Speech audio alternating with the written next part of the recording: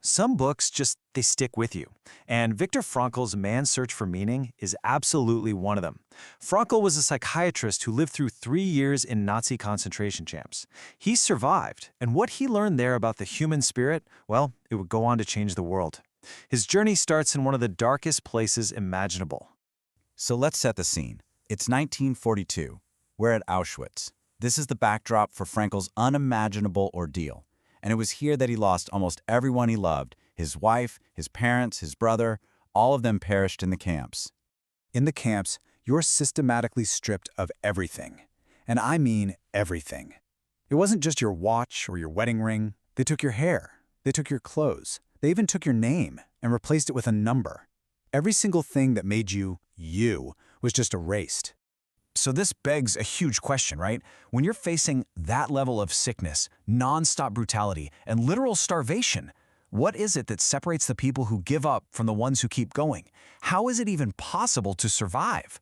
Well, Frankl's answer, which he figured out through just intense observation and his own experience, was both shockingly simple and unbelievably powerful. He survived because he found a reason to live. He found meaning, even in a place that seemed completely meaningless. So how do you do it?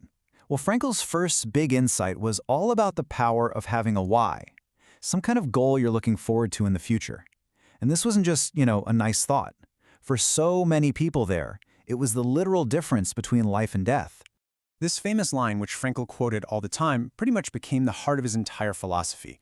The idea is that if you can find a purpose, some reason for being here, you can put up with almost any kind of suffering.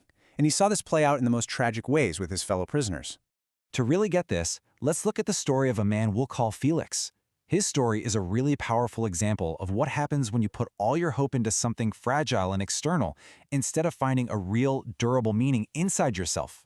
So, back in February of 45, Felix had this vivid dream that he'd be free on March 30th. And this dream, it became his lifeline.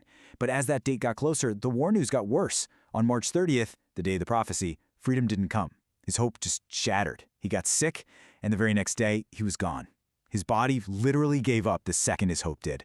And this is where we see the huge difference. Felix's hope was tied to a specific date. It was fragile. Once that day passed, it broke completely. But for others, their meaning was durable. It was ongoing. They were living for a child who was waiting for them or for a series of books they still needed to write. Their why wasn't a finish line, it was a purpose that kept them going no matter what. And that was the secret. Okay, so having a why is one path. But Frankl found another one. And this one, well, it's maybe the most profound of all. Love. He started to see love as more than just a feeling. He saw it as the ultimate goal a person can strive for. He had this incredible realization one freezing cold day.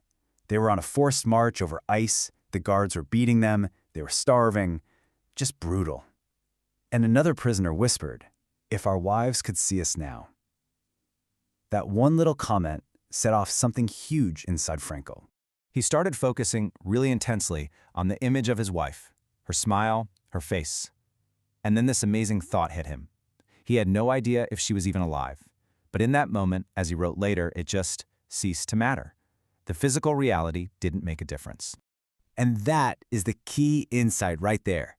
His love for his wife was a reality inside of him, a source of strength that existed completely separate from the outside world. The brutality of the camp, even the fact that she might be gone, none of it could touch that. Love was his inner light in all that darkness. All right, so this brings us to the third lesson from Frankl. And it's probably the most empowering one. What happens when the suffering is unavoidable? When you absolutely cannot change your situation? Well, Frankl argued that even then, you can find meaning by choosing how you respond to it.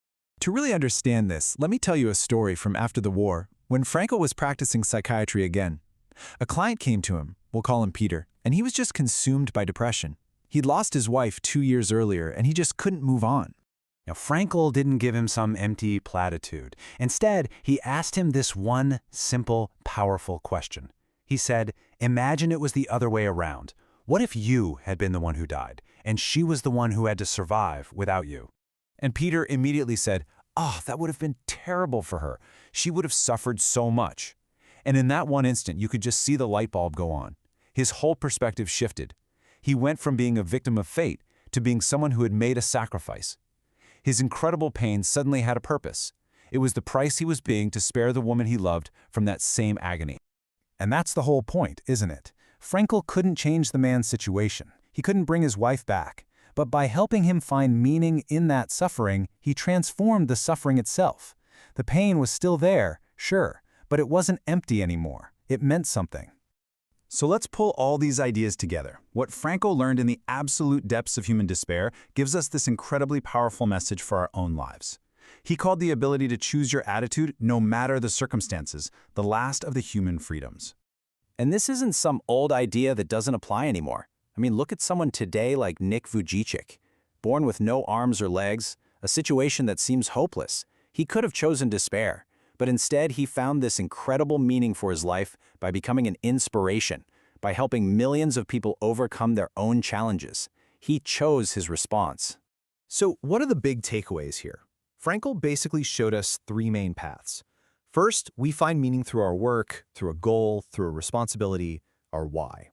Second, we find it in the deep, powerful connection of love. And finally, and this is so important, we can even find it when everything else is gone, by choosing our attitude toward the suffering we can't avoid.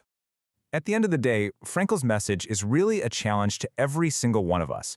Life is going to throw things at us that we just can't change. Loss, hardship, pain. We don't get to control the circumstances. But that final freedom, the choice of how we're going to respond, that is always ours.